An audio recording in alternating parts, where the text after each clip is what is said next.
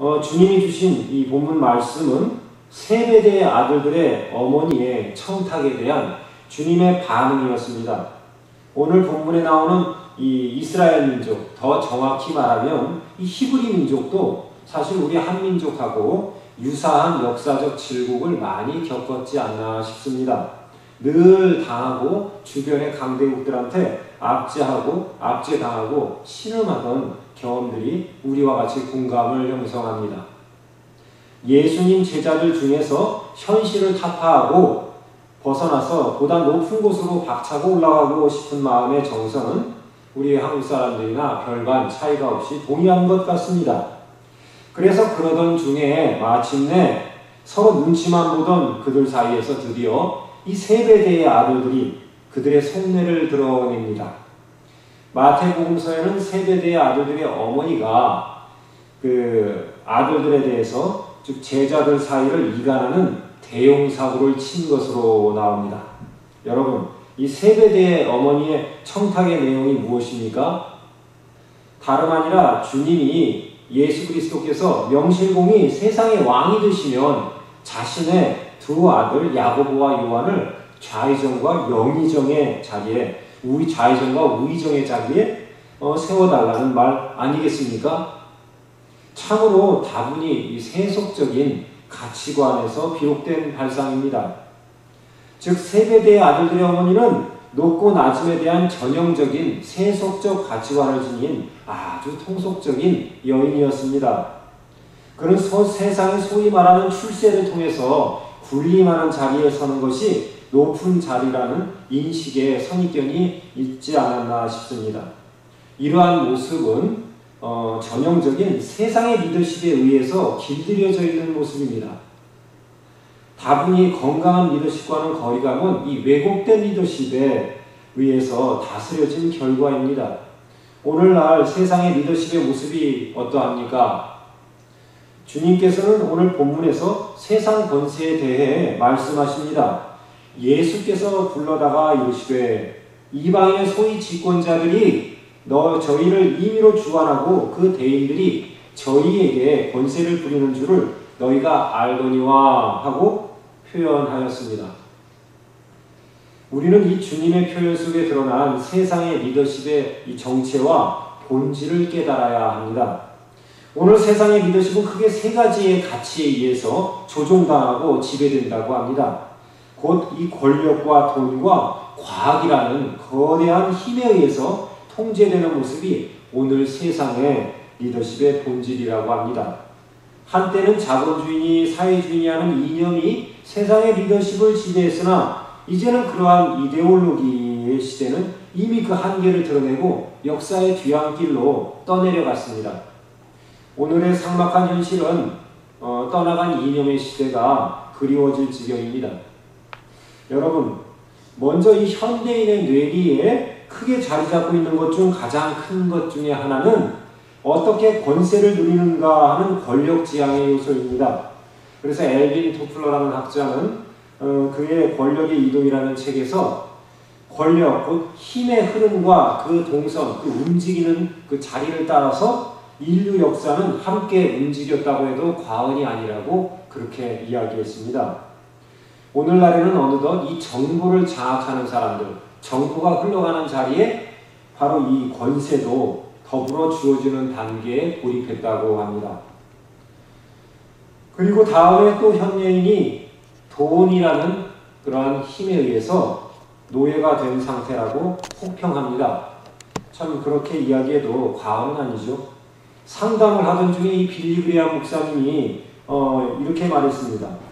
돈에 대해서 당신이 어떻게 생각하는지를 알려주십시오. 그러면 나는 당신이 하나님에 대해서 어떻게 생각하는지 말하겠습니다. 돈에 대한 태도가 우리의 신앙을 체크하는 바로메타가 되는 것을 의미하는 예화입니다. 돈을 벌기 위하여 불철주야 일하는 인간의 모습 속에서 어쩔 수 없이 이 포박당한 우리의 자아를 발견하게 됩니다.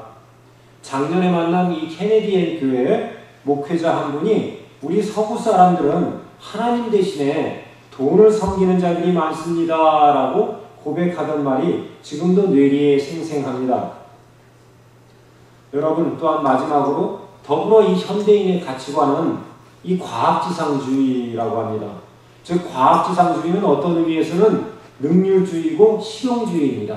그러니까 사람이 인격으로 보이기보다는 기능으로 보이기 시작합니다. 그 사람의 인격보다 그 사람의 능률성과 실용성, 기능성을 찾으려는 시대가 이러한 시대입니다. 즉 능률을 극대화하면 사람들이 이 윤리, 그 마음의 여러 가지를 결정해야 할 윤리는 극소화됩니다. 즉 이 바쁜 와중에 윤리 문제로 우왕좌왕하다가는 돈 버는 타이밍을 놓치기 일쑤이니까요. 더 나아가서는 인간 지식이 극대화된다든지 인간 기술이 결국은 급격히 상승하면 결국 인간 속에 있는 자만과 오만으로 말미암아 결국 세상 속에 무신앙이나 불신앙 또는 반신앙이 결국 사회 속에 팽배해버립니다. 이와 같은 상황은 결국 교회가 즉 교회를 비롯한 기독교를 비롯한 다른 여타 종교까지 그 권위조차 인정하지 않으려는 그런 풍조로 걷잡을 수 없이 번져나가게 됩니다. 결국 앞서 주님께서 말씀하신 세상의 리더십은 갈수록 우리의 삶을 오히려 약화시킵니다. 세상의 법과 가치관에 기초한 왜곡된 리더십 밑에서 이 지배받고 압제받는 사람들에게는 이 군림하는 지도자로 말미암아 그 상처투성이의 지도자상을 갖게 됩니다. 그래서 이 상처는 결국 자신의 열등감을 키우게 됩니다. 그리고 이것이 다시금 남을 밟고 군림하는 잘못된 리더십의 집착으로 이어집니다. 그래서 이런 사람이 천신만고 끝에 리더십이 되면 또다시 건강치 못한 병든 리더가 또 하나 복제되고 탄생하는 겁니다. 성도 여러분, 이 와중에 우리 크리스천의 모습은 어떠합니까? 이 흐름의 파도를 타고 승승장구합니까? 아니면 이 세태에 겁없이 역류하다 장렬하게 전사합니까? 지금 이때는 우리들이 기성의 가치관에서 한 발짝 물러서 새로운 가치관에 눈을 돌려야 할 때입니다. 여러분은 우리 그리스도인으로서 더욱이 갖춰야 할 가치관이 무엇이라고 생각하십니까? 그래서 저는 오늘 너무나 진부해 보이는 테마를 또다시 들고 나왔습니다. 왜냐하면 이것이 우리의 믿음의 선배들이 역사의 위기 때마다 역전을 이루어왔던 바로 전가의 이 보도이기 때문입니다. 이 칼만 휘두르면 모든 적이 추풍낙엽처럼 우수수 떨어지기 때문입니다. 적어도 우리 그리스도인은 그리스도의 가르침을 최고의 권위로 삼아야 합니다. 그러면 오늘 본문 속의 그리스도의 가르침 속에서 찾을 수 있는 가치관은 무엇입니까? 세상 사람들은 우리 기독교 가치를 한마디로 표현해서 박애의 정신이라고 합니다. 박애란 사전적 의미로 무사람을 두루 차별 없이 다 같이 평등하게 사랑함을 의미합니다. 그렇습니까? 그것이 기독교를 대표하는 정신인가요? 여러분도 그리 생각하십니까? 그렇다면 이 박애는 바로 다름 아닌 낮아짐과 섬김을 통해서 세상 사람들의 피부로 와닿게 됩니다. 그리스도의 삶 전체가 가장 큰 기준은 오늘 본문 마태복음 10장 45절에 나와 있습니다. 예수께서 말씀하시기를 인자가 온 것은 섬김을 받으려 함이 아니라 도리어 섬기려 하고 자기 목숨을 많은 사람의 대속물로 주려 함이라고 하셨습니다. 예수 그리스도의 오신 목적은 섬김을 받으려 온 것이 아니고 섬기려고 즉 봉사하려 왔다는 것입니다. 그리스도에게서 찾을 수 있는 최고의 가치는 십자가로 상징되는 낮아짐과 섬김입니다. 섬김을 받으려는 자, 높임을 받으려는 자들은 많은데 섬기려는 자는 결핍된 것이 오늘의 현실입니다. 이런 자들은